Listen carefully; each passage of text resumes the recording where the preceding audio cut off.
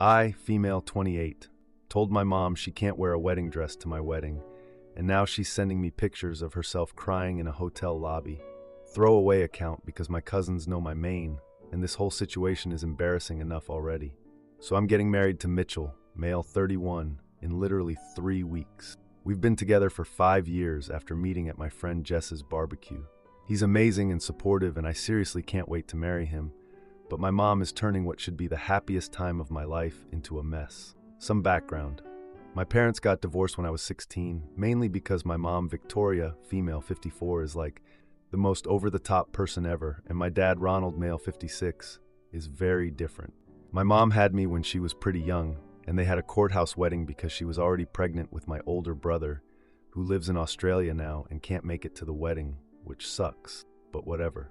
For my entire life, my mom has complained about her stolen dream wedding. I swear she brings it up at every single holiday, birthday, and random Tuesday dinner. Like, we know, Mom, you didn't get your princess moment. We've heard about it so many times. The thing is, my parents actually did pretty well financially later on, and she could have done a vow renewal or something, but she never did. She just prefers to complain about it constantly instead of actually doing anything. I'm a middle school art teacher. I've always struggled with setting boundaries, especially with my mom. I'm working on it in therapy, but it's hard. When we first got engaged, my mom actually seemed really supportive and even gave us $5,000 for the wedding budget. I was shocked and grateful and thought maybe she was finally going to be normal about something for once in her life. Ha ha ha. I was so stupid. The first red flag was during dress shopping. She kept saying weird things like, "We'll be the most beautiful brides there," and "our special day," but I honestly just brushed it off as her being her usual over-the-top self. She's always making everything about her, so I didn't think much of it. Last weekend, I went over to her house to go over some final details, and I needed to use the bathroom, but it was being repainted, so I used the one in the spare bedroom, and that's when I saw Aita, a literal white wedding gown hanging on the closet door, with a veil and a train. I'm not exaggerating when I say it looked more bridal than my actual wedding dress. I stood there for like a full minute just staring at it because I couldn't believe what I was seeing. Then I went back to the living room to ask about it. I asked my mom why there was a white wedding dress in the spare room. She got all excited and told me it was her dress for my wedding. When I pointed out it was white and looked exactly like a wedding gown, she claimed it was actually ivory, not white. I told her it had a train and a veil, and she finally admitted she saw this as her chance to get the wedding experience she never had. When I told her it was my wedding, not hers, she called me selfish and said after giving birth to me and helping pay for the wedding, she deserved this. I asked her to pick any other colored dress, and she refused, saying she'd already shown pictures to relatives and was even planning a special entrance. I left after that because I was about to either cry or scream or both. I called Mitchell as soon as I got in the car, and he was supportive, but also worried about how this might affect our day. Then I called my maid of honor, Katie, who was furious on my behalf, and said if my mom showed up in that dress, she would accidentally spill red wine all over it. Love her, lol. After thinking about it for a few days, I decided to return my mom's $5,000 contribution, which honestly hurt because teacher salary plus wedding equals broke, and sent her an email explaining that while I love her and want her at the wedding, she is only welcome if she wears an appropriate mother of the bride outfit. I tried to be nice about it, I swear. I thought maybe she'd be reasonable once she had time to think about it, but nope. Instead, she's told literally everyone in my extended family that I cruelly uninvited my own mother from my wedding. Not true. She just can't wear a wedding dress. And here's where it gets truly insane. Yesterday, she checked into the hotel near our venue, even though she literally lives 30 minutes away, and has been sending me photos of herself crying in the lobby with captions like, "Waiting for my daughter to remember who gave her life," and "Praying my only daughter lets me attend her wedding." She sent like 15 of these in the last 24 hours, and each one is more dramatic than the last. I feel guilty, but also so angry at the manipulation. Like, she's making me out to be the villain when she's the one trying to wear a literal wedding dress to my wedding. Am I crazy for standing my ground here? I keep wondering if I should just give in to keep the peace. I can't sleep, and I'm starting to dread my own wedding. Mitchell says to hold firm, but I don't know what to do anymore. Eat it. To answer some questions, Yes, we did look into just having security not let her in if she's wearing white, but the problem is she knows a lot of our friends and wedding party people, so it would cause a huge scene, which is exactly what she wants. And no, this isn't the first time she's pulled something like this. She wore white to my cousin's wedding and tried to give an impromptu speech about herself. Edit 2. Holy crap, this blew up overnight. To those asking if I can just block her, it's complicated because we have a lot of mutual family. And to clarify about the $5,000, I had saved up for this wedding for 2 years before she offered the money, so we're not completely broke. Just had to cut some things we were looking forward to, like the photo booth and the fancy lighting package. Edit 3. To everyone saying just let your mom wear it and have bridesmaids spill wine, I get the appeal, but that would still give her the dramatic moment she wants. She would play victim for years. And for those asking about my dad, he's remarried to a lovely woman named Diane, who immediately understood the situation and promised to wear dark blue to the wedding without me even having to ask. See the difference. Now for the first update. First off, thank you all so much for the support and advice on my last post. Seriously, reading through the comments made me feel so much less crazy. Those crying lobby photos I mentioned, yeah, they've escalated to like hourly messages. I'm not exaggerating. I wake up to 8 to 10 new photos every morning of her in increasingly dramatic poses. My favorite was her sprawled across a lobby couch with her arm over her forehead. I wish I was making this up. I tried ignoring them at first because my therapist said not to engage with this kind of behavior. She's the best, by the way. But then my mom started recruiting family members to talk sense into me. My Aunt Belinda called and told me I should just let my mother have this small thing.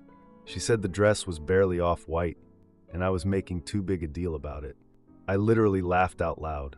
I sent Aunt Belinda the picture of the dress, and she went completely silent for like 10 seconds before saying it was very bridal. This isn't even the first time my mom has pulled this kind of stunt. At my graduation, she tried to give a surprise speech about how hard it was for her to raise such a challenging daughter. My dad had to take the microphone away from her. My dad, who usually stays out of my mom's drama ever since the divorce, actually called me sounding really concerned. Apparently, my mom called him claiming I was having a mental breakdown over wedding planning and needed intervention. My dad asked what was actually going on, and when I explained everything, he just sighed. The stress has been real. I haven't slept more than 4 hours a night this week. 2 nights ago, Mitchell found me crying over the seating arrangements at 2 a.m. Not because of the actual seating. Mitchell was amazing about it, though. He got up for water and found me surrounded by little name cards and crying. When he asked what was wrong, I tried to hide it at first, but eventually told him I was worried she'd show up in the dress anyway and make a scene. He suggested hiring security for the venue, but I was worried that would just cause more drama. He reminded me it was our day and people who matter would understand.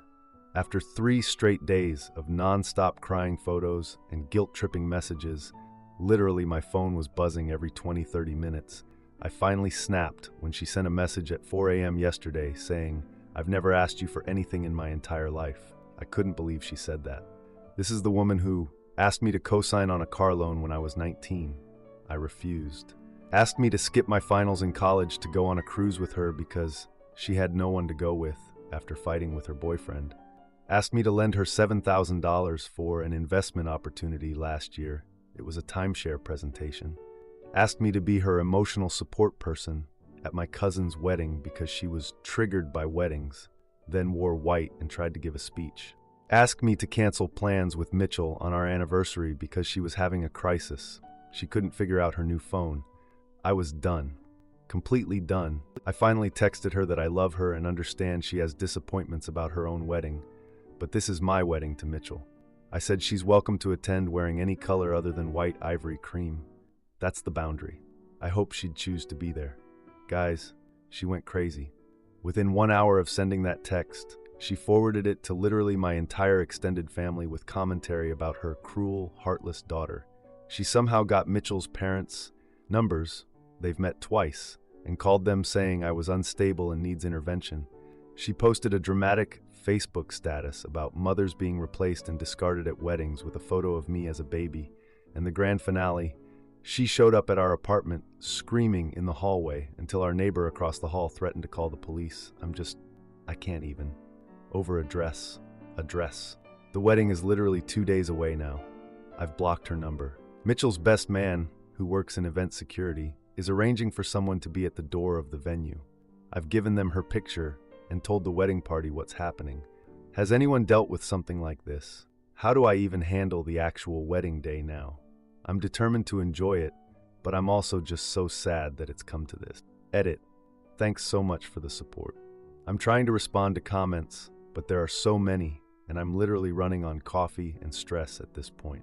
To those asking if I've talked to my dad about possibly helping, yes, he's actually been surprisingly supportive.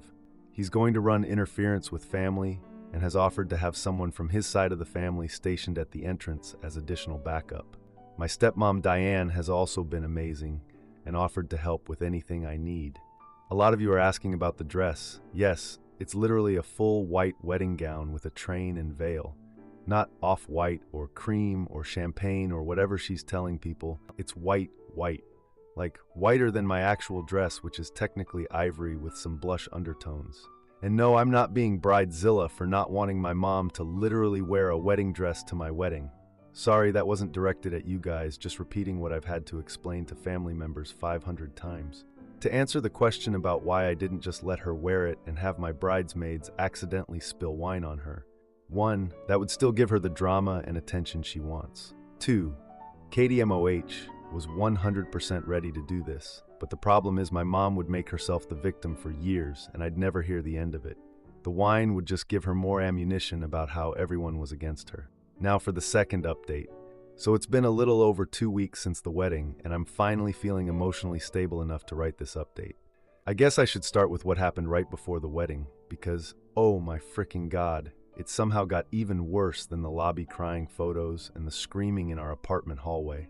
The day before our wedding, literally 24 hours before I was supposed to walk down the aisle, my mom Victoria decided to send an email to my entire contact list with the subject line, "Urgent, Charlotte's wedding canceled." She had access to everyone's emails because she had helped with the invitations early on.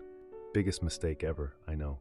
I started getting panicked calls from distant relatives and friends asking what happened. The thing is, when people actually opened the email, it wasn't saying the wedding was canceled. It was this long, dramatic letter about how she was being cruelly excluded from her only daughter's special day, and how I was breaking her heart by denying her the chance to feel beautiful. She included those crying lobby photos and everything. It was mortifying. I literally had a panic attack when the calls started coming in.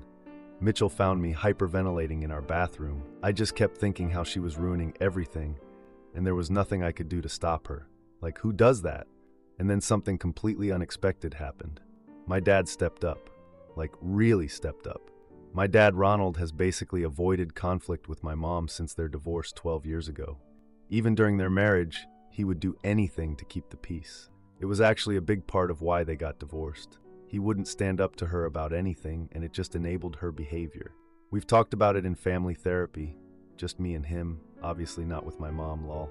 Anyway, my dad called me and was like, "I'll handle this," which is something I have never heard him say about my mom before. He contacted my mom's sister, Veronica, who is literally the only person my mom sometimes listens to. I don't know exactly what was said. Aunt Veronica won't tell me everything. But apparently, there was a 3-way call with my dad, Aunt Veronica, and my mom, where my dad actually stood up to her.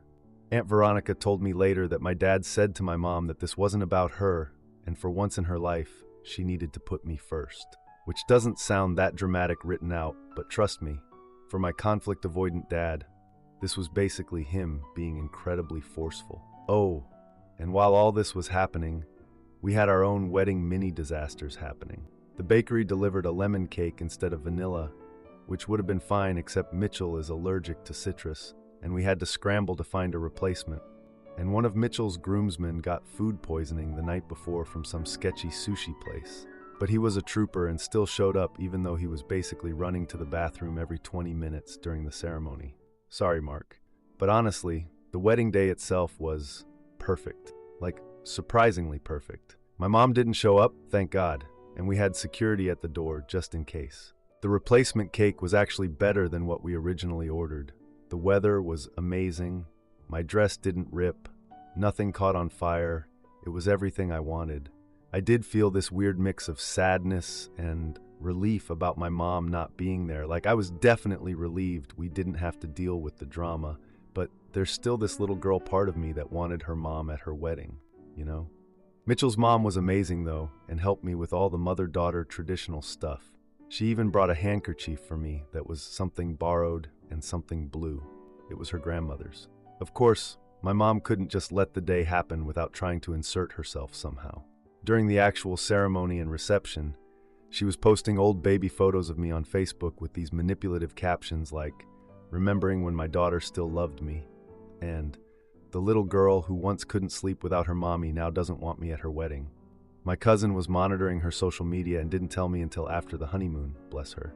Speaking of the honeymoon, we went to Mexico and it was amazing. I got a pretty bad sunburn on the second day because apparently I'm physically incapable of remembering to reapply sunscreen, and Mitchell lost his phone in a taxi on day 3. But honestly, we were just so happy to be away from all the drama. We deliberately disconnected from everything. No social media, no emails, nothing. It was exactly what we needed. But then we came home, and guess what was waiting for us at our apartment? A package containing the white wedding dress my mom had planned to wear, with a note that said, "This is what you denied me." I can't even explain how it felt opening that. Like she was still trying to make my wedding about her, even 2 weeks later.